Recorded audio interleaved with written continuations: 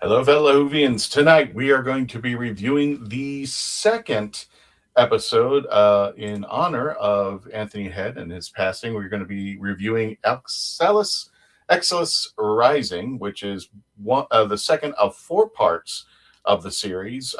We've already reviewed Excelis Dawns. Excelis Rising will be the one for tonight. Excelis Decays with Sylvester McCoy and the Bernie Summerfield special. So we will be talking about Excelis Rising tonight, and we've got a few surprises as well. So stand by, Whovians. This is The Legend of the Traveling TARDIS. Hey, I'm Sophia Miles, and this is The Legend of the Traveling TARDIS.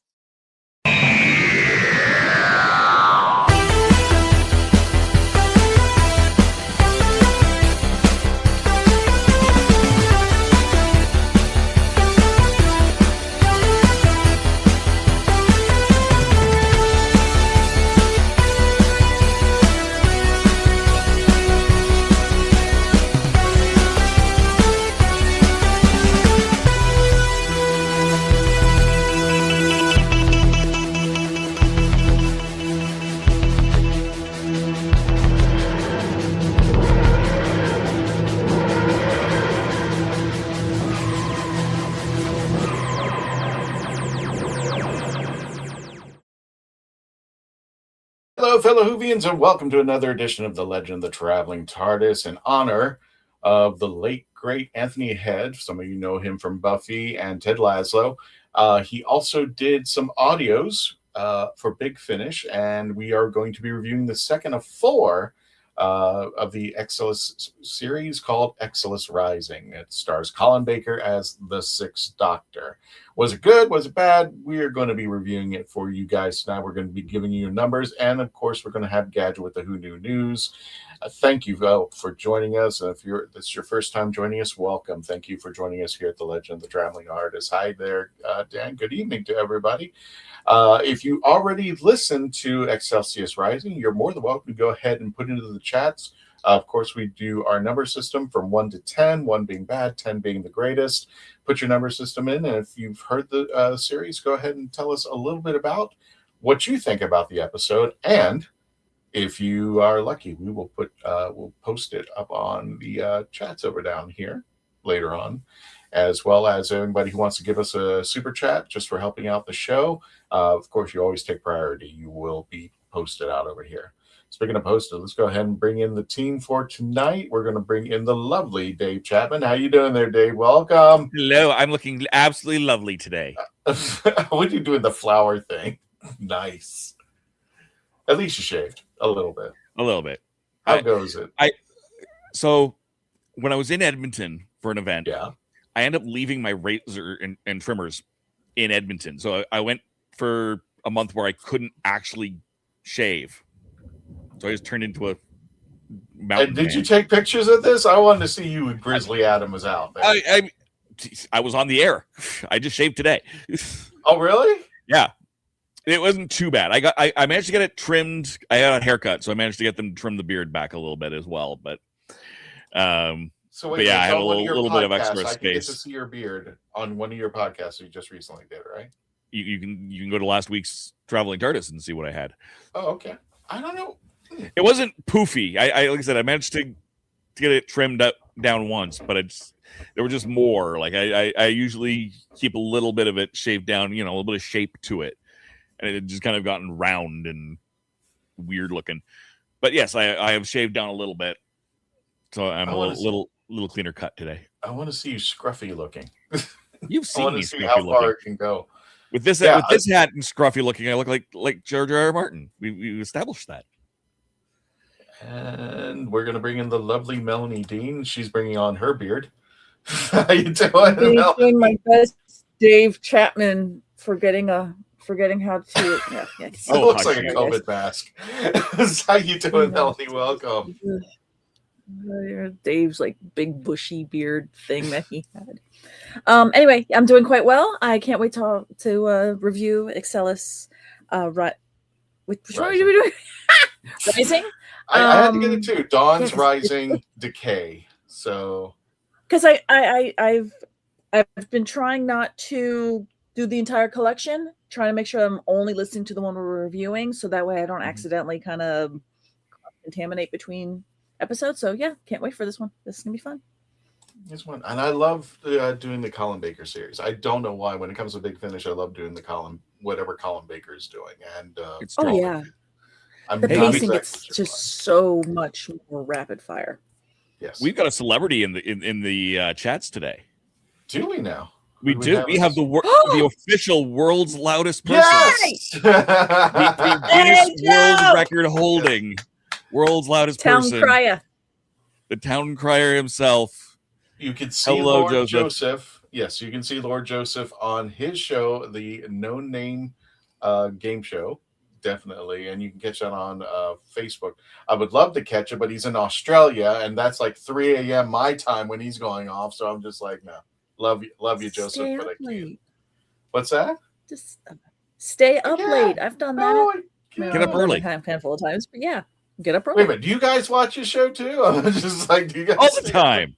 All right, whatever. I will not say all the time. I will be honest, but there are times that I have little insomnia kind of bouts, and yeah, I'm like, oh, sweet, 3 a.m. I can do this. Yeah, I've caught it. It is admittedly rare because yes, it is Australia, and Australia time is another planet. Gotcha. And before we begin, I got to give a warning to everybody. Spoilers! Sophie? This is Sophie Aldred with The Legend of the Traveling TARDIS. Yeah, we're going to be spoiling the hell out of this episode. We're going to be talking about that. So if you haven't heard the episode and you want to, or if you want, you can listen to it, watch us, and then go over and see the episode. You're on YouTube. Oh, good. It's about time, for crying out loud. You finally got on YouTube. So go ahead, check out the No Name Game Show on YouTube as well as Facebook. Either one is fine out there, according to Lord Joseph. So without further ado, let's go ahead and bring in Gadget with the Who Knew News. Oh, wait. I used to help run the page Don't Blink years ago. We loved sharing your posts. Now I run Ruby Road and LGBT fans of Doctor Who and Torchwood. Alex, thank you so much. Thank you. Thanks for joining us out there. Yeah. We'll just keep Gadget out first. Yeah, sure. Got it. Well, without further ado, let's go ahead and bring in Gadget because we got a bit of a news to go through.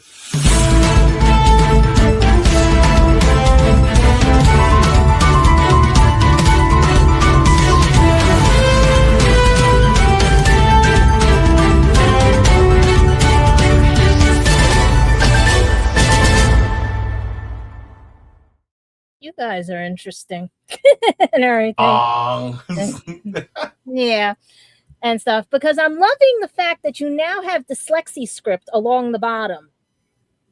I'm like, subscribe chats and all that. I'm reading, I'm like, that's dyslexia script. What is dyslexia script? It's easier on a dyslexic's eyes. It's part of ADA and stuff. It's actually easier on a dyslexic's eyes. The words and everything bounce for us and everything. Oh, okay. This font in particular is called Pangolin. Wow. It looks exactly like the dyslexia font we use. Okay. It didn't give me a headache or anything. If it works, it works. It works. Because I was just saying something's different, and I'm like, why am I not getting a headache? Well, the font that we were using was just like crooked and weird and all that sort of nice. I want something a little bit more like legible. Mm-hmm. So this is good on the eyes. Okay, we'll keep it. Yep. And speaking of who looks good on the eyes, because every older teenager of my cousins had a crush on him in Goonies and everything. Robert Davi turns, believe it or not, 75 years old, fellow New Yorker. He was born in Astoria, Queens, and basically has graced our screens with a lot of cool movies and directing. He was the director of the Dukes, Roman Film Festival he was at. He's been a recording artist. He has a ton of stuff, and I think he has something in the works because there's a to be announced bad news on the doorstep in post-production about an upcoming American coming-of-age drama film directed by Tom DeNucci from the scripts written by Danucci and Joe I cannot do that one. Cervasio, adapted from the novel of the same name, and its casting is led by Chaz Palminteri. Really? My cousin Nancy he almost asked her out. And Robert Duvall. I'm serious. Yeah, Chaz Palminteri asked my cousin Nancy out. Really? Everything. Yep. Do you guys remember when there was a year in the movies where Chaz Palminteri was like in every film, starring in like 3 or 4 different films, and I don't remember them all. But I just remember he was interviewed. I think it was David Letterman. He was sitting down, and it's like he was sitting and watching one of his movies, and they were going through the trailers of the other movies, and it said Chaz Palminteri, and the people in front of him would go, "Who's Chaz Palminteri?" He just would tap him on the shoulder. Kid from the Bronx. He's right here. So I thought that was cool. Yeah, the kid from the Bronx. It's good. It was like crazy. But wait for that to come out, guys, because that's going to be really good. And everyone's favorite time lady and royalty, Lala Ward. She actually turned 75. Damn. And I used to love doing the nose scrunch when I was a kid because everyone was like, how can you do that? I'm like, I just did it because I used to watch that episode where they were in Paris and the time shift and everything. And they felt like they were dizzy at the table. And basically, she's been staying to herself. She's been working with charity events for over 20 years. She was on the Actors Charitable Trust. And basically, the last time she graced our film screen was for The Prince and the Pauper in 1977. Mm-hmm. And the last time she graced television was for Doctor Who's Shada as Romana for 6 episodes in 2017. But 2013, she was in the 5-ish Doctors reboot. And basically is the sweetest person you'll ever know. But do many of you know she's the daughter of Edward Ward, the 7th Viscount Banner? I can never pronounce it because I didn't know that. I am very shocked. I don't even know what that is. So you're gonna very royalty. Let's put it that way, royalty. I forgot who she was married to. She was married to a scientist for quite some time. I think I'm trying to see that now. Let's see, career. She was in, her career started with Hammer horror film Vampire Circus in 1972. She's been the Duchess of Duke Street. And her Doctor Who basically was Time Lady Romana up until Gallifrey Audio with Big Finish, books and textiles and ceramics she works with. So personal life, she's on her 3rd husband now, Nicholas Rowlands. In 2020, she married him. Right. Yeah. Just like you just say, she's working on her 3rd husband now. But she was in a relationship with Tom Baker, yes. Yes. Yes, she was. And according to her articles, that was her favorite monster from Doctor Who. So yes, I read those. Yes. So, and speaking of her twin, on this, because 47 years old is Felicia Day. You know her from Supernatural, The Guild, Eureka, Dragon Age Redemption. Calliope is so cute. I got to see her once at New York Comic Con, and she was talking up a storm with everybody, having fun and everything. And her last basic award show was 2017 Behind the Voice Actors Awards. Her last film was with Tim Travelers and the Time Traveler Paradox as Delilah. But she does have her regular here and there podcasts and working on now Mugenics 2026 as a role of Cats. It's a creature role. So that, and also The Lost Daughter of Sparta is her audiobook that will be coming out soon. She's the narrator. So hopefully we see more of her on the screen, but right now she's behind the screens doing cool stuff and everything. And she turned, again, 47. I can't believe that. But she is bubbly as anything. But go ahead. No, I was about to say I was going to say about the picture, yeah. No. If you keep going with the picture, I wanted to go ahead and wrap her up because I know because I was going to say that we had some sad news. But if you had anything to go with the picture, I was going to ask you, did you have anything to tell them about the picture? not about the picture, but we want to give a special shout out to one of our panelists, Robert Lupo. Yep, that's what I was gonna. Better known as, some of you might, I forgot.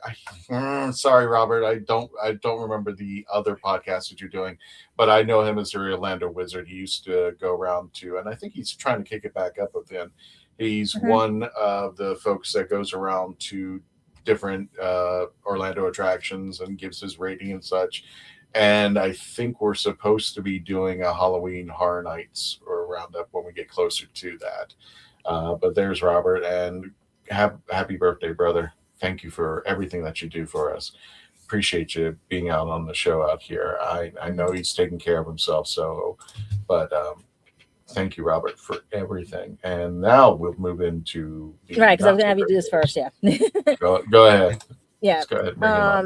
As you all well know, we've been reviewing Big Finish, and we just got word that one of their dear friends, Justin Richard, writer, script editor, who worked on most of the Doctor Who novels, beginning with the 1994 Theatre War, as well as many others, has passed away. They said that Julie and Richard said there's no shortage of places where we'll talk about Justin's merits as father, his kindness, his care, his wisdom, his love. He was the finest father I could ever have wished for, and I will say that every chance I get from Julian. And also everyone is like devastated, only 64 years old, and his stories were pretty good and stuff. I'm getting into trying to figure out and listen to some of them while I'm reading the closed captioning. But some of his works were The Invisible Detective, part of the Unclassified Time Runners. He also co-wrote Chance's twin series with acclaimed novelist Jack Higgins. He leaves behind his wife, Allison, and two sons, Christian and Julian, the latter of whom has followed in his footsteps in becoming a writer at Big Finish Doctor Who audio dramas. So, yeah, he will be missed. And it's sad. They're all too young in age. That was too young, you know. But yeah, go ahead, Christian. Yeah. No, let's say, and our thoughts and prayers go out to his family, his friends, and the folks at Big Finish who work with him or I collaborated with him. So, Justin, thank you for all the Big Finish. We will be checking out some of his stuff in future episodes as we do reviews, as we're doing right now for the late great Anthony Head of Buffy and Ted Lasso and many other things, Repo the Genetic Opera.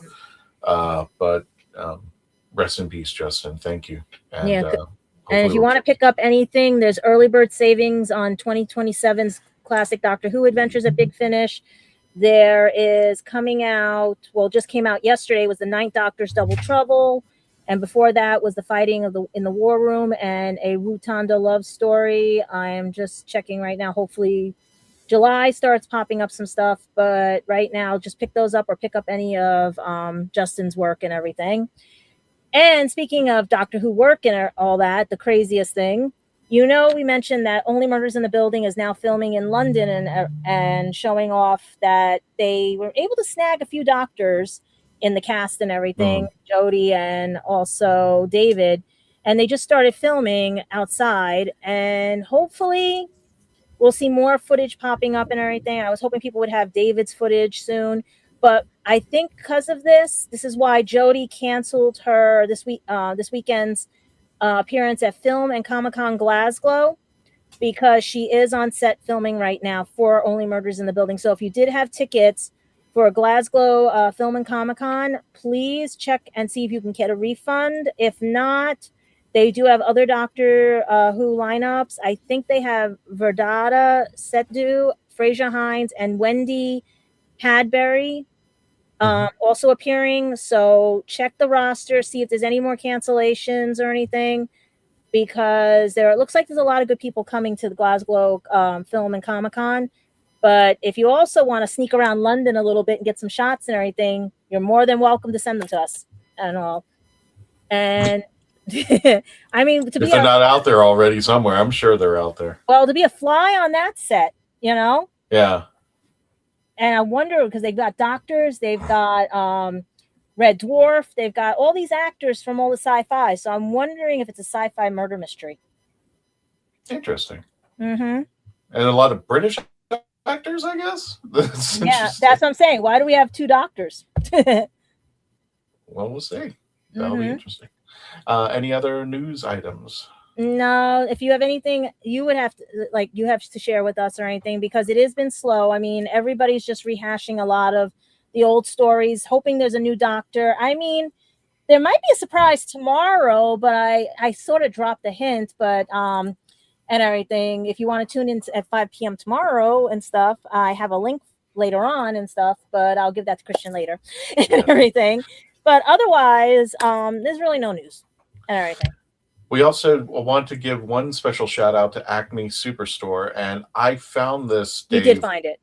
I found this scrolling through Facebook. I would never have known about this if I hadn't just went, the Facebook Marketplace, thing. right? Right. Well, no, not the Marketplace. It was just one of those ads that just pops up every now and then that just says, "Hi, here it is." So we want to thank Acme Superstores.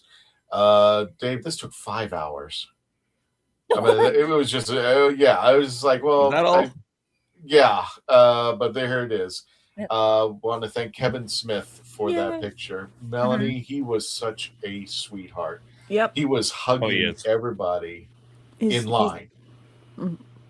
I believe it. He's an amazing. He is an amazing person, and he's always been very fan focused in his interactions and making sure he has availability to speak with fans. You should have seen him at New York Comic Con with Muse on the floor. They were batting back and forth, playing with everybody, and looking at everybody's cosplays when they did their thing a couple years back.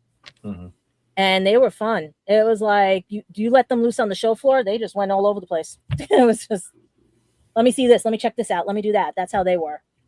And Melanie, just to make things easier now, instead of having to give that long explanation, I will actually pull up my Facebook page, or pull up the Traveling TARDIS Facebook page, pull up all the celebrity pictures.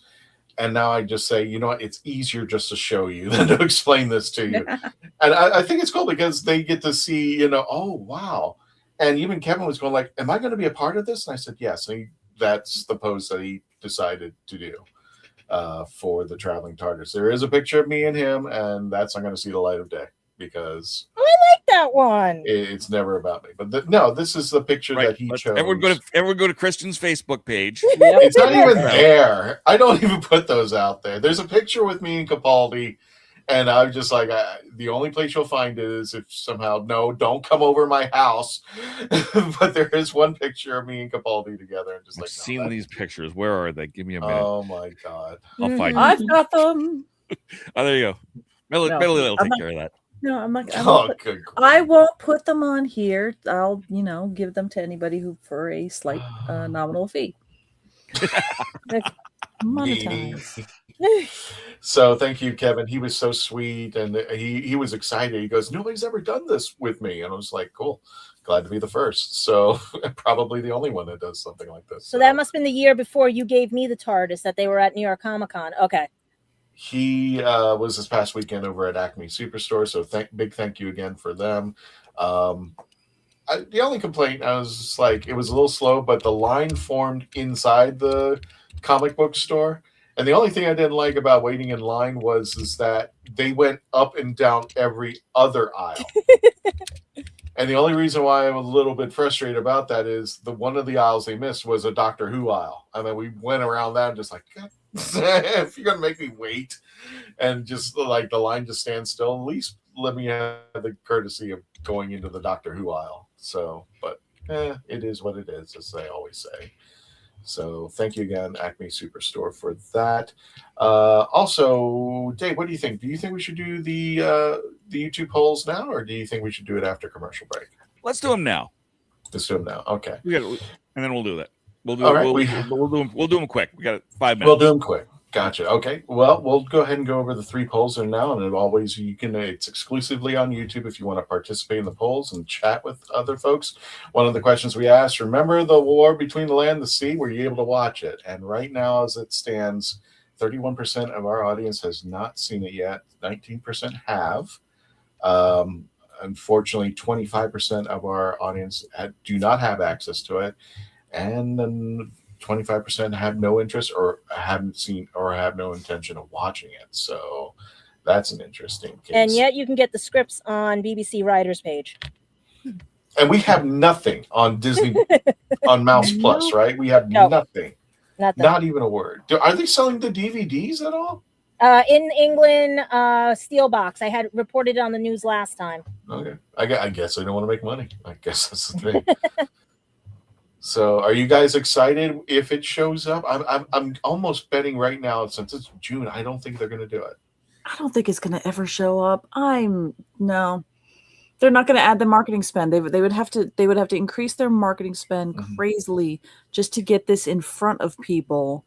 And even then, I've had very strong opinions about their marketing spend during Shooty's run. So I wouldn't hold my breath. I think you're going to have to go find it yourself if you want to watch. It's in the archives.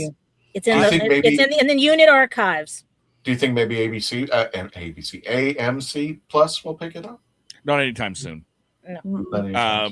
I suspect that eventually Shooty and World War will end up back in BBC's pocket in 3 to 5 years at the earliest. But that I think it was the Netflix Marvel shows, I think, were a 3 or a 5 year after the last one aired. And that's part of the thing. They might be holding off on it to contractually hold on to Shooty for a little bit longer. I don't, for whatever reason, just to be a dick for Richard. A lot of times it is based on the last time they air something. And then the clock starts ticking on when they lose the rights to it. So I suspect that's what it is. I feel like we'll probably get it around Christmas.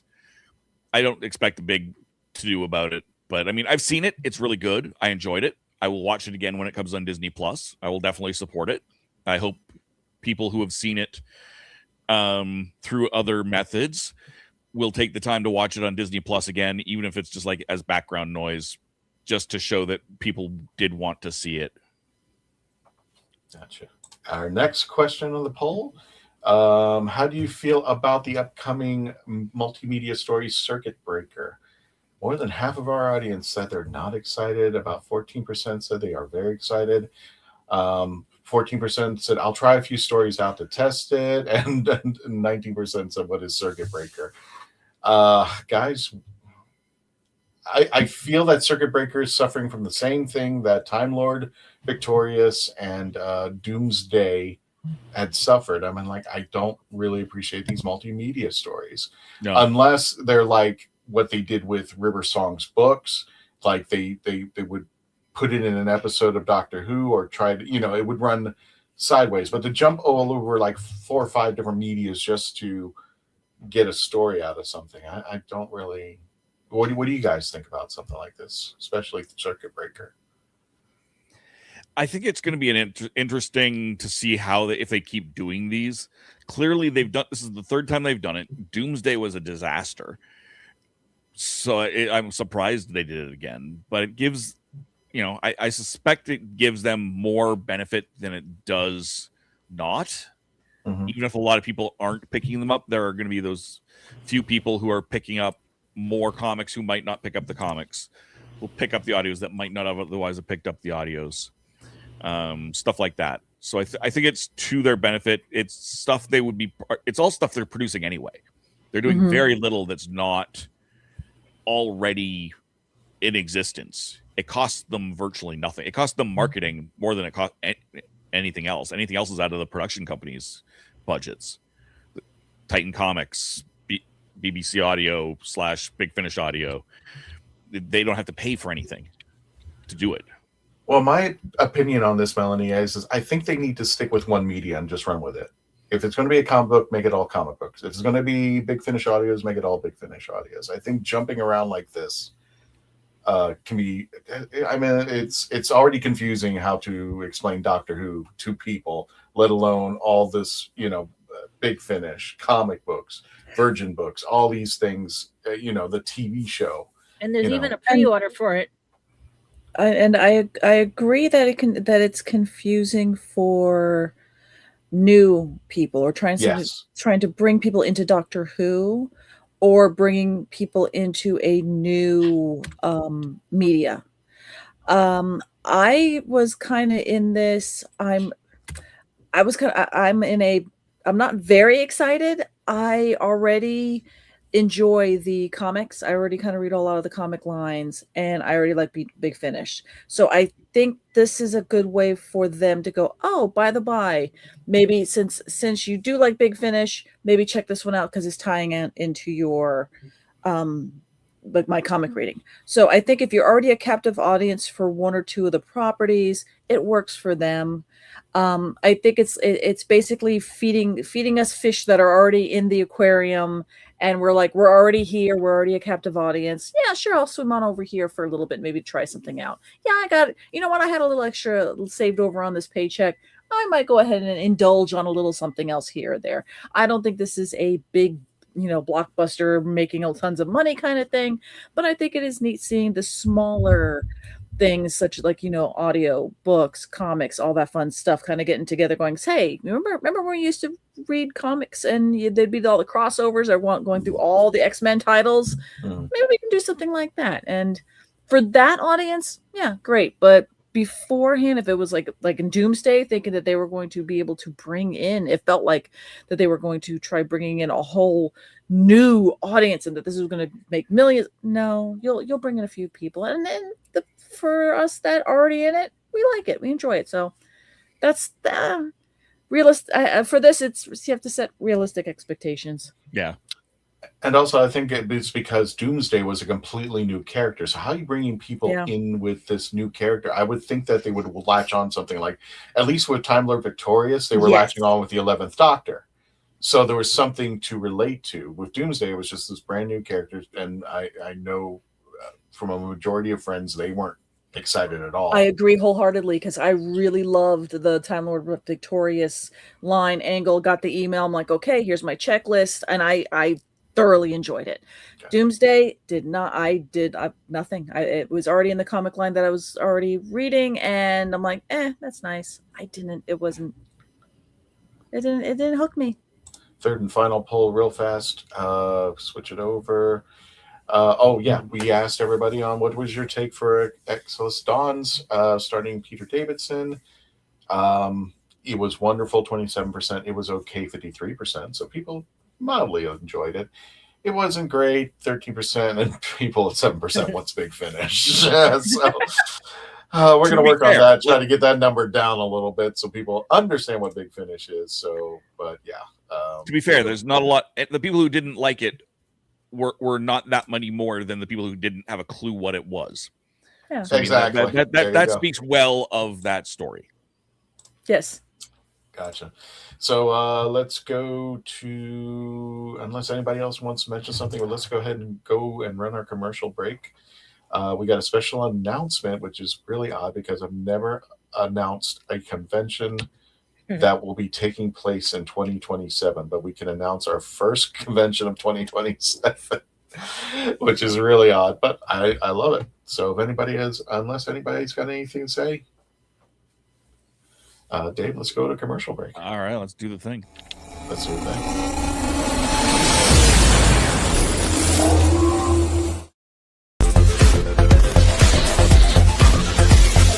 I didn't listen to that voicemail. I'll tear open that letter you sent. Don't you tell your friends I want you back. I gotta leave you now unread, because you've already said those words that switch my heart to dead from loving you. So you'll stay ghosted and I'll stay focused. I'll sew in close. The spell stays unspoken. A dark silhouette of a marked man and broken. Write down, I didn't listen to that voicemail. A TikTok, that story you sent. Don't you reel me in to get me back. I'm gonna...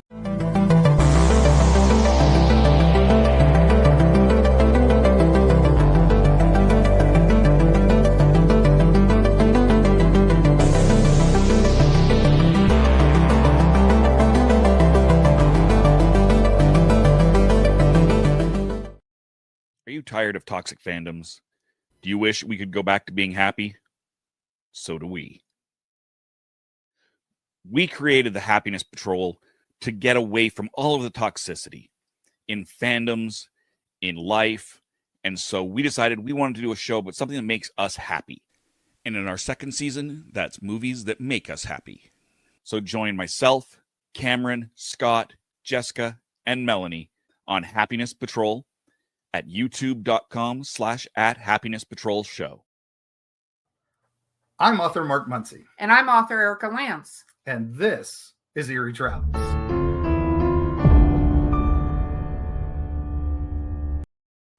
Greetings, travelers. Join us as we travel through folklore, myths, monsters, legends, and dark history. Now, we'll be your guide to the spooky side of reality as we discuss cryptids, paranormal, and all things preternatural. Sometimes we find the truth is way scarier than fiction. We're on twice a week on your favorite podcast platforms, including iTunes, Spotify, Amazon, and YouTube.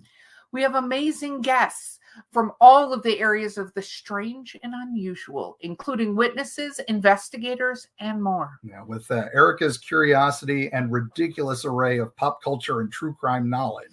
And Mark's decades of experience diving into folklore and the legends with the truth that's behind them. Yeah, so join us, travelers, as we take you to the edge of reality, and we'll see you on the other side.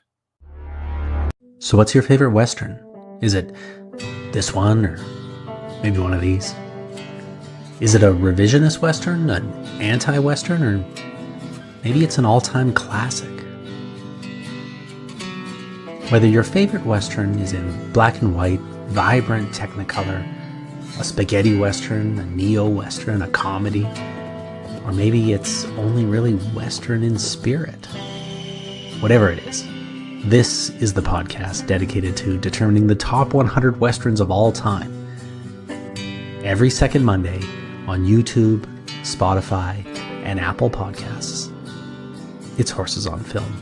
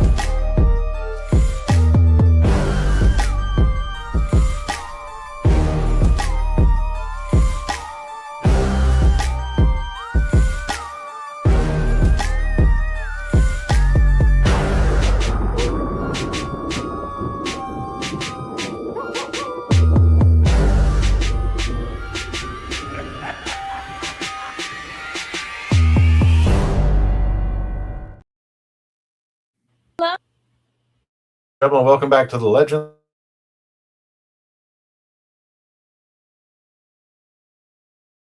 Hello there, everyone. I'm Ashley Eckstein.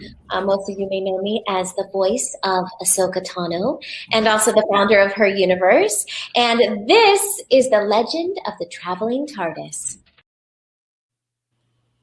Thank you, Ashley. Welcome back to the Legend of the Traveling TARDIS. For those of you just joining us, we're going to be reviewing the Doctor Who Big Finish audio, which is the second of 4 parts that we are going to be reviewing in honor of Anthony Head, the late great actor now.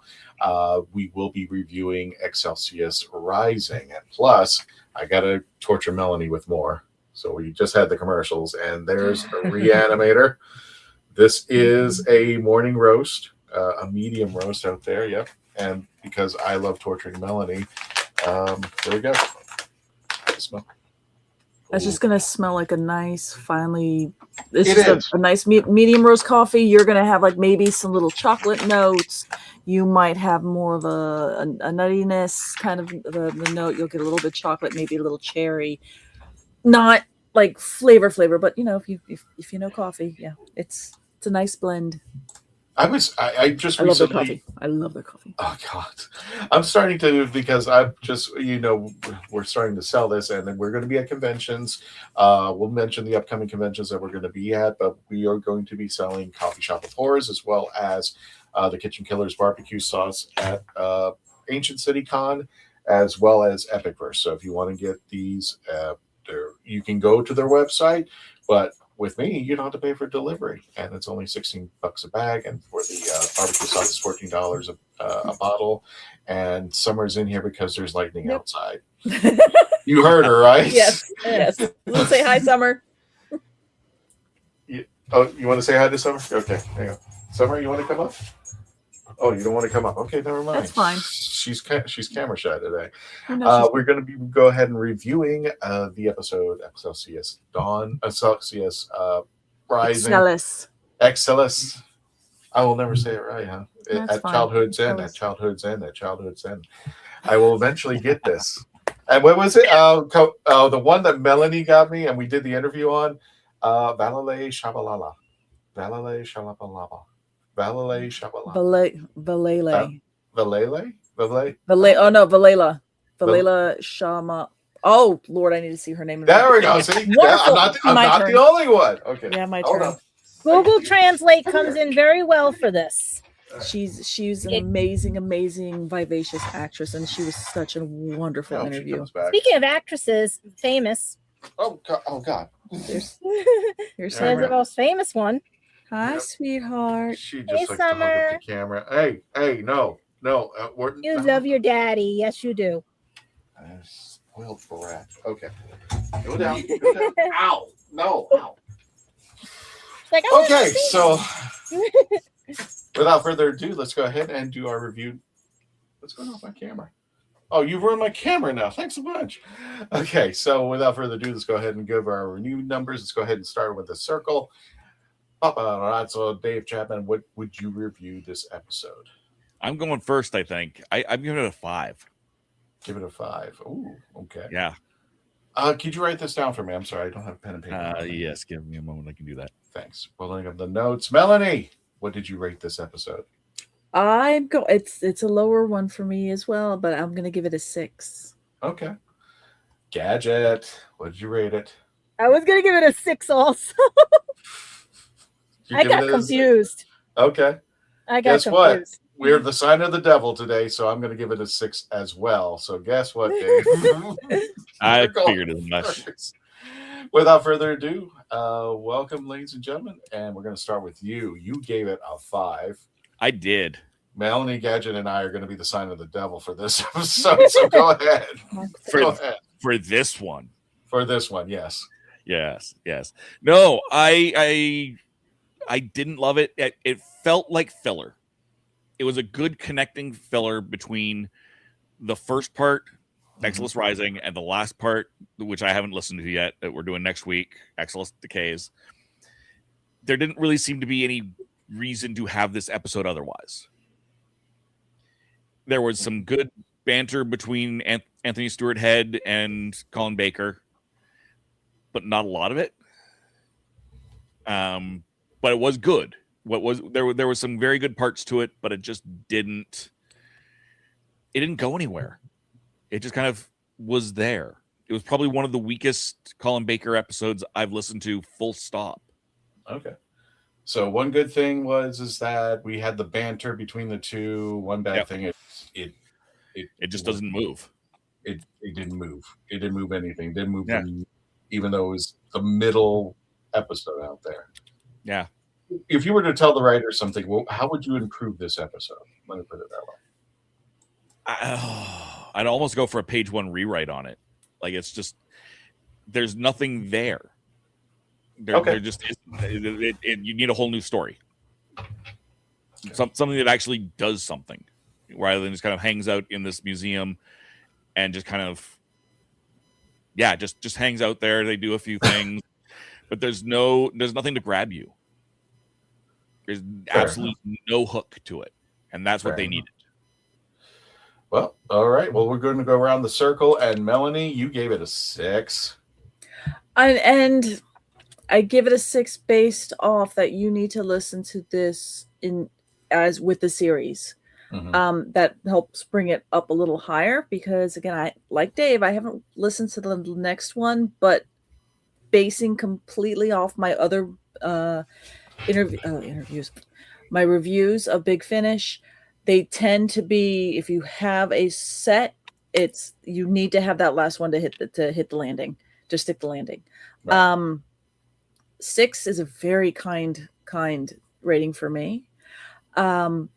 I really did like Anthony Head's performance in this one. I felt he had such a nice calming, he had a very calming voice in this that felt very authoritative. That this is now his role of, because he was Greyborn and now he's Keen. And he has this very authoritative kind of, this is what we do, blah, blah, blah, blah. You could see that as a character, it's clearly the same character, but now he, after 1,000 years, he's grown, he's become more savvy to the politics of how society now is, that he isn't the head honcho, but he probably learned during his time that, hey, if I have the same face and I'm around for 1,000 years, I need to at least learn not to be at the very tippy top of the pyramid here when it comes to power, but kind of move a little bit better, not necessarily in the shadows, but where the real power is in the middle, where the higher ups, but not the Empress in this case. So I really liked that.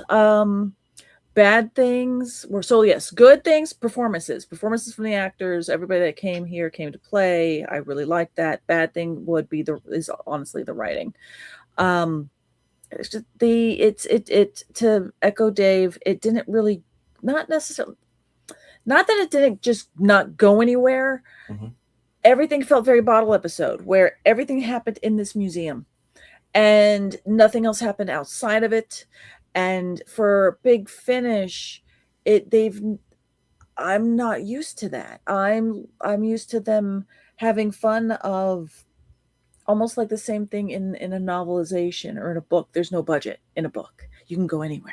Right. And in Big Finish, you can kind of do the same thing. You can go anywhere. It's a full performance audio drama. We can go in space and time. We can do many things. We can go to many different locations. I was kind of in why are we still only just in this museum? And it felt like a very, very short story. Like, hey, where's the rest of this? So it left me wanting more. And I can agree to Dave's the assessment of start again and give me, like maybe if this was like the final draft, give me one more and tweak this a little bit more. Right. And it would have been a better rating. So I can't say I hate it. But yeah, it was a little disappointing. It's still enjoyable to listen to. Well, I don't want to throw too much shade on this, but when I get to my rating, I'll bring it up out there when I get to it. But no, I'll say it now. If I had to buy each of these independently, like you can buy them independently, I would be like, no. It's like, I would have been disappointed in the price if I bought this independently. Exactly. I meant if I was just, I was thumbing through, Colin is in this one with Anthony Head. I'd really love to hear these two banter it off. So I'll just buy this episode and get it out over there. I would say, I don't think I got my money's worth as a because when they did banter, when they did play off each other, it was wonderful. Wonderful sing, wonderful the two of them kind of jutting heads, but playing chess in a way. Absolutely wonderful with the and the pacing, the tone, the intrigue, how you could see how Keen wants to know, wait a minute, how did you change your body? I need to know this. And then even the doctor sussing out why he wants to do it, because he himself wants to replicate it. Yeah, all day. I mean, these are all fantastic things, but I wish there was a lot more meat on these bones. Speaking of meat on the bones, you were the other 6. Gadget, bring us up. Well, we got one good thing, one bad thing. They were dealing with the occult and everything, or some people think the occult, because they were using sonic vibration or wax filaments to record the people that have passed away and everything. So I thought that was being interesting and stuff, but What got me was it started out slow. I thought it was one of those stupid heist ones where, sometimes the funniest doctors where they start funny and then they end up being whatever and stuff. Right. And then the doctor tries to help and everything gets blamed for things he doesn't do and stuff, or because of hearsay and all the other things. And I was like laughing at that line that the doctor was saying. And then he just kept saying, I know this chap. How do I know this chap? It can't be him. It can't be him. And then all of a sudden you start hearing little things, seeing little things. They're having a seance, sort of. They're having all this stuff and everything. And then, like Mel said, he was questioning the doctor, like, how, after 1,000 years, spoiler, were you able to have this body and I'm stuck in this one with a raging headache that was screaming at him every 5 seconds because it didn't want to be in his head anymore of the Mother Superior. So it was like, I was just like, okay, whatever. And then I thought, when I was listening, I thought I listened to the wrong one. I thought it was the ending one because he's waiting for another body. He's waiting for whatever. And it's just an echo they're hearing. So is that the echo in the bone, or is it, like, what is going on? And I was so lost. It was just like, because you had a death, you had this, you had that, and then they went supernatural, and then they went, I was like, doctor, just get in your TARDIS and go. Just leave them to their own devices and go. And there's some truth to that there. Yeah. What was the good thing? The good thing was it was over. Because I couldn't take it anymore. I was sitting there. I said, how long is this thing? It was bad in a good way, meaning I was laughing at some points, but like I said, the good thing, it was over because I was so lost. It was, it went nowhere. Gotcha. So siding with Dave on that, it was just like it was more of a filler than a story. It's like when I watch anime and I fast forward through the episodes that you don't need. Okay, gotcha. I think I got like the recap episode, or the we're just now learning that he's 1,000 years old, like, and then you still know we have a handbag, it's like, when the thing says you want to jump the intro section and go straight to the storyline, I got that. That's how I felt with that other one that Nev had done, where one of them I wanted to fast forward through because it just felt like filler. But it was still good. Like, at least it captivated me, whereas this one was like, doctor, just get in your TARDIS before they blame you for anything else and get the hell out of there. True. Okay. Well, it's my turn. And yes, it is. It's going to be bad. Let me put it this way, and I'll start with the bad. But I think you guys would agree with me. This needs to be a bigger box set. I think each one of them should have been about 2 episodes or 2 longer episodes, because I was still, the doctor's talking to Iris in Dawn's, and I'm just like, why was that even brought up? Well, I think they should have just either focus on that story or find a way to make Iris work in that she's a Time Lord with a TARDIS bus. But it just felt like they were going into something and then they just kind of teetered out. And I was like, okay, well, maybe that story will end up in Rising or in Decays. And it was just like, nope, it didn't. In fact, spoiler alert, Iris is not in the other 2 episodes. And I thought she might come back. And I said, you know what? She needs to come back. I think she needs to be a part of this. But so why even bring Iris into this? So I think there are a bunch of potentially great stories that didn't give the linear of time they needed, if that makes sense. This shouldn't have been 90 minutes or an hour. It should have been probably 3 hours for each story. I wanted to hear more banter between Iris and Peter Davison, or the 5th Doctor, I should say. Yeah. And I, like you, I really wanted more banter between Anthony and Colin. Because it started, we were getting our fix, and I was like, yeah, I love these 2 going off out there. And we didn't get enough. It was just like, oh, okay, we were being thrown so much into so many things that, like you said, I had to listen to it 2 or 3 times. I'm like, did I miss something along the way? They're in this museum, or who's dying, and we're now into the afterlife thing, and they're doing a seance. Just to bring it back a little bit, when we started doing when I heard about the afterlife thing, I was a little bit taken aback, and I know this sounds weird, but and I want your guys' take on this. When we had Dark Water, I think this was the first time ever that the afterlife was brought into to Doctor Who. I could be totally wrong about that, but the afterlife was brought in, and we're going to save Danny. Even though you betrayed me, go ahead and save Danny. So I thought it kind of leaves sci-fi a little bit when you go to that world, because we've never really been in there. And to me, it's like an explanation that we don't want to do. It's like, we know the Valyard's out there, but we don't really want to explore the Valyard, because I don't think he should have an ending, in my opinion. The Valyard's supposed to be his 12th and final incarnation. Well, whatever that is nowadays. But I don't think Paddy Hawkins said it himself, my friend. He said that he's an unexploded cannon bomb. And we know that it's there. We know the pin is out, but we never know when it's going to explode or when it ever will. When it came to the afterlife story, it's just like, it was almost like accepted. Like, here's the seance thing. So I found it like they were pulling out of the sci-fi realm a little bit too much, in my opinion. What do you guys think about that thesis right there? I don't mind that they pulled out of the sci-fi and into a little bit more of the paranormal. They've done it before. They've done it right. They've done it better. It's they didn't do it terrifically. But it was just like, oh, we do it. There's a fine line between magic and science, because each has their own version of chemistry.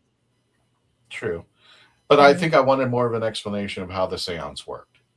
And I agree with that, because in the beginning it was the wax tubes.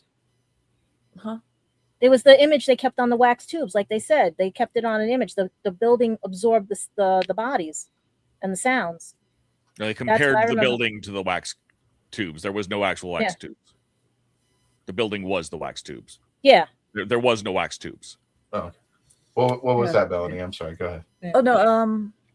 No, the how in the beginning that they said that they were going to bring in a seance person, and that how he went in, and when Keen basically tells the doctor, yes, we're going to bring in a seance person, because what happens is that we do the seance, and that he can speak that person can speak to the afterlife or what have you, and that he gives them the example of, hey, we did this before, and we were able to, hang and, try and hang the murderer of somebody else, because the victim who's deceased was able to pin it. And the doctor already says right out, out the gate, like, that's impossible. What on earth are you people talking about?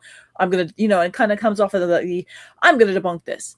And then we get to it, and he doesn't debunk it, and then it becomes a weird flimsy thing, because he does it again at when they find 2 more bodies, and the guy can now just listen to the ether, and then he brings up oh yeah, by the way, when we did the seance before, I had a feeling like the guy that was speaking was being forced to say those words. And I'm like, bro, wouldn't you have wanted to say that during the seance before it became case closed? And that what? So yeah, there was a lot of the more I think of it, the more there's more pieces that just weren't really written tightly.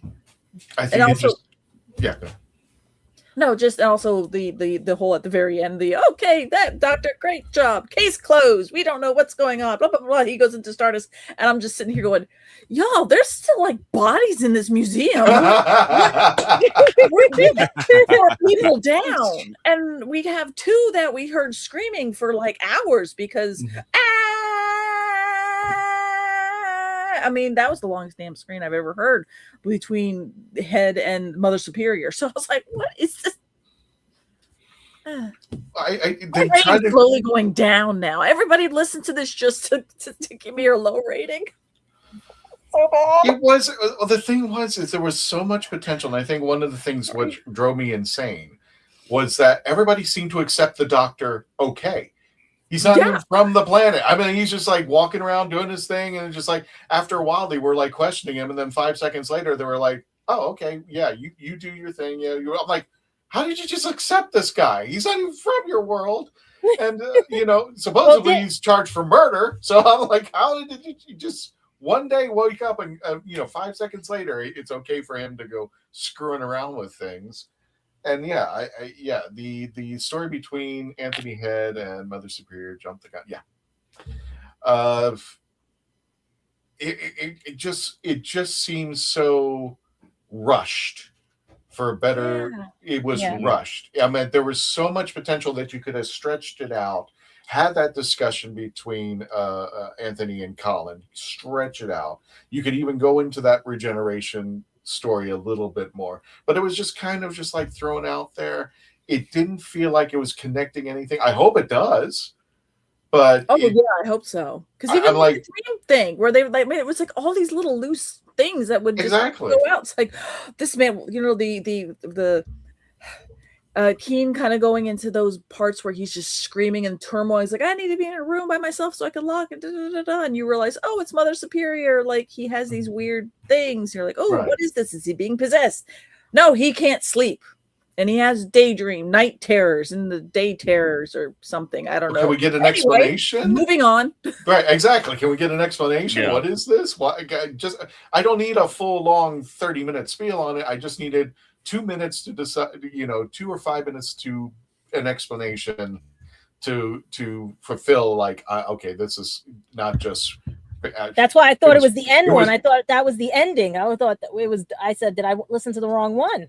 It was written by Stephen Moffat. That's all I can say. It's just like there's so many strings out there, and you just pull whatever you want to pull out of the sky, and just like, oh, okay, this is a thing, this is a thing, this is a thing, this is a thing. Okay, how do these things connect? I'm still back at Dawn's with Iris Wildtime. Why isn't she back? I mean, that would be perfect to have brought Katie Manning back and just help guide the Doctor a little bit more, and how it's her first appearance, so let's really make exactly. Thanks, thanks, Tom. It's her first appearance, so might as well use her throughout the whole series, and that would be cool to watch Iris how she had to handle 6 and 7 along the way. But she doesn't even show up. She's just like you said. This was filler, and there was so much potential to it, but I felt so bad. But one of the things I did appreciate, as Melanie mentioned, you could tell the difference between Anthony playing, I forgot the warrior Greyhorn, and the character now that was in this. You could tell, and he's less annoying. I liked it. I actually want him to read the phone book now, because he was just him and he was smart and cunning and exactly. I was there. I'm like, oh, this is awesome. I love all the chess pieces on the board. I just did not like the game that was played. Yeah. So I still would recommend people to listen to these 2 episodes and the third one coming out. It's not bad. It's just that when you get to this part, don't have high expectations for things. This is just basically an episode to have Colin and Anthony have verbal spatting, and that's really the only good thing about it. There was so much potential in there. It just felt like somebody said, okay, you have 1 hour to write this story and it has to link up with these 2 stories, so figure it out. And I think that's where it just fell through, but wasn't bad. It just it's not something I would recommend to a friend, saying, oh, okay, what's about, give me something to start off with Big Finish. This would not be a story that I would. This would be somebody who would have to be kind of educated about knowing Classic Who. This is not something I would push anybody. And that when we do our shows here, that was one of the things I tried to make clear when we establish something, that we get a lot of new audiences on almost a daily basis. So we want to treat a new audience coming into the Traveling TARDIS like this is the first episode they're watching. So we try to ease them in and tell them what's going on. And with that series, I would not recommend anybody who did not know Classic Who. Do not recommend. Don't go into that territory until you start getting familiar with Classic Who. So yeah. This one, I don't think you would even have to need to know Classic Who. You wouldn't have to know anything, because you would just spend all the Doctor lands inside of a museum. Shenanigans occur. Yeah. bodies are there. We don't know what's going on, and then the doctor leaves. I mean, honestly, it could have been Any doctor. any doctor, really. As long as it happened after 5. Because you just the timey-wiminess of, or not even, it could have been the first, it could have been any doctor as long as it wasn't 5. Because even then, it could have been like the second doctor could have landed here. And still, Keen would have been like, Greyvorn would have looked at him one way, you're not the same one. Mm-hmm. But then at least the doctor would play off, oh, what are you talking about? Because at least he knows that you have regenerations. Right. So you could even have more playing that way. But yeah, I don't think you necessarily Keen accepted it. He goes like, you're that guy. I'm just like, yep. How do you know? He doesn't even look the same. He doesn't even act the same. But somehow or another, you put 2 and 2 together and figured this out. And he even kind of pulled it out a little by little, which I thought was really cool. And how because when he really zeroed in on, no, I know you're the same doctor, but you're not, with his little yes or no questions. Mm-hmm. And then even beforehand, him asking, so did you not travel on a big bus and something, something? I loved that. I love that. Yes, exactly. Like when you guys brought up the thing about the other doctors, I would have loved one of the older doctors that had not met him, and then see what would have happened. You know what I mean? I think the dialogue should have been played out more for the time. Just like when he asked him, like Melanie said, and he's like, have you traveled on a bus? And he goes, well, I've traveled on a lot of buses. What are you talking about? He's still trying to throw off the scent, even though Keen is, for a better term, Keen is keen on what's going on. The doctor still can verbally throw him off and go like, do I look like a guy with celery on my lapel? And just continue to throw him off. But they made fun of his coat and everything, going, well, he clearly wasn't dressed to do to steal anything tonight. Yes, that's right. And earlier I thought I saw something move over there. It was just a tablecloth. Loved that. I feel safe in this museum. I feel safe with that security. Yes, I would. All righty. Well, anybody got any reviews in the chats out there? No. I don't know that anyone's listened to this one because we got no reviews in the chats. Gotcha. No, that's right. I mean, this is one of those rarities that happens, and this is the second episode of 3, if you want to count it, and 4 if you want to put it in the Bernie Summerfield. So, did anybody have anything before we go ahead and wrap up this review? No, we've had a very quiet chat today. Okay. I think it's summertime because everybody's probably out. Everyone's just blown that we have the world's loudest person in the chat. Everyone's just kind of blown. Or they're watching the World Cup because I heard Canada did something. Yeah, we made it to the round of 16. Yeah. We're gonna get crushed by Morocco. Mm-hmm. This is the farthest our men's team has ever gotten. So super excited there. All I'm saying, Melanie, is if the U.S. wants to dominate the world, we just send everybody ranch dressing, and everybody will fall to them. It was getting worse. It was getting worse. I just love watching these videos of people coming out and going like, "Oh my god, free refills!" Yeah, it's like, we get free refill. Oh my god, you mean you can get more than a cup? All those little things that we take for granted, or if we travel elsewhere, they're all feeling what AC is. Dan says he's listening. Nice. What's that? Dan just said he's listening. Oh, okay. I'm listening. Thank you for the preview. So it's okay.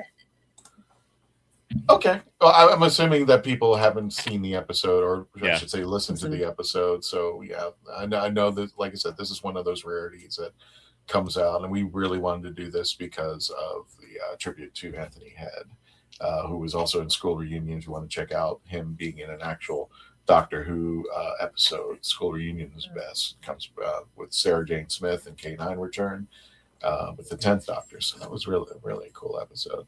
Mm-hmm. So guys, did you have any last minute things before we go ahead and go to the convention announcements? Just wanted everybody to tune into my second channel at 5 p.m. tomorrow for a surprise and everything. We might have something to help the wilderness years. Okay. Yeah. Cool. So yeah, check out Gadget Pendragon on her YouTube, Facebook page. I put it in the comments and everything. It's supposed to premiere at 5. Hopefully it all works because I'm using the free studio. Gotcha. So yeah, it's a little crazy. For those of you who are following us around, I put this backwards. Sorry. The next convention we're going to be at is at Epicverse in. Hang on, let me take down the banner. Sorry, let me take down the banner. There we go. In Longwood, August 21st to the 22nd. Again, reminder, August 21st is a Friday, so just plan accordingly. Free admission, free parking, and this will be the first time we're having a convention. This will be the first Epicverse convention, I should be saying. And we are very excited to be going there to this for our very first time, for this very first con. So Epicverse, August 21st to the 22nd. Fast forwarding into the next month, we will be, oh, look at those awesome guys right there. We'll be going to Ancient City Con over in St. Augustine, Florida. If you haven't done it, it's going to be taking place September 25th through the 27th, but as Melanie and I will attest, make sure you take a couple days to go and visit and tour around St. Augustine. It is well worth it. It's going to be taking place at the World Golf Village Renaissance Resort. And I've told Melanie we're going to Caddyshack. Let's plan. Make sure you have the gopher. Make sure you bring the gopher. We'll do a meetup. What about gophers? We'll do a meetup at the Caddyshack. Yeah, exactly. It's just right across. It literally is just right next door. But to get your tickets and to definitely, if you haven't gotten a room yet, now's a good time. AncientCityCon.com, September 25th through the 27th. Now, I'm not exactly sure about this one, but Mark, our Candy Man, has asked us to announce this. Gets to be announced soon. A Gallifrey Gathering. So I'm sorry, I'm going to read this because I'm not sure what this is. Sunday, 15th November, taking place 11 a.m. to 5 p.m. in Telford. Shropshire. Shropshire. I think it says Shropshire. Shropshire. I think it's an oak or it's a shrap. I can't read. That's okay. Well, Mark comes back. As the sign says, tickets and details are coming soon. So hopefully Mark will have an updated Shropshire, yeah. Yes. And it's his mom's birthday today. Happy 75th. Mark's mom. That's right. Happy birthday. Mom. Happy birthday. Happy birthday, Mom. And we are happy to announce possibly a new con coming up in our arsenal of cons. But we never announced the following year this early. So as of 2027, if you want to check out UltraCon now, that will be taking the weekend prior to Ancient City. And we will be there in 2027. The dates are, I don't think they have the dates yet because they haven't had this convention as of yet. There might be a chance we might come. We're not sure. Still working out the details, but we're going to say we're not going to be there. But we want to give, as we all do for our friends out there, we want to give them the love and support. So you can visit them this year, September 18th through the 20th at UltraCon. Get their tickets now at ultraconcity.com. And it'll be in West Palm Beach, Florida. And tell Irving Santiago that we sent you. So hopefully there is a slim chance that we might come, but we are still talking to Irving right now. But plan that we may not be going, but we're definitely going with the Daleks of Florida next year in 2027. And the Daleks of Florida will also be here at Ancient City, as well as Melanie. Yes. So yeah, Melanie Dean will be out there. So if you want to see the lovely Melanie Dean, she will be at Ancient City Con. We need to plan a meetup. Dan got the barbecue sauce. Shropshire. Maybe. Oh, hey, Billy Floyd. Yep. Billy Floyd. Don't forget, you get the barbecue sauce right there. Email kitchenkillers@gmail.com. And make sure you put TARDIS somewhere in the description and you get 10% off of your delivery. And with that, everybody, just a quick run around. Dave, where can people find you? You can find me all over the internet. You can find me on Happiness Patrol at youtube.com/@happinesspatrolshow. Thursday, that is 2 days from now, you'll see me and Melanie talking about Labyrinth and that premieres 8 p.m. Eastern time on the Happiness Patrol channel. And Horses on Film every other Monday, youtube.com/@horsesonfilm. And of course, my own channel, youtube.com/therathole, DOTCA. That's therathole.ca, but YouTube does not like URLs in their URLs. Melanie, where can people find you?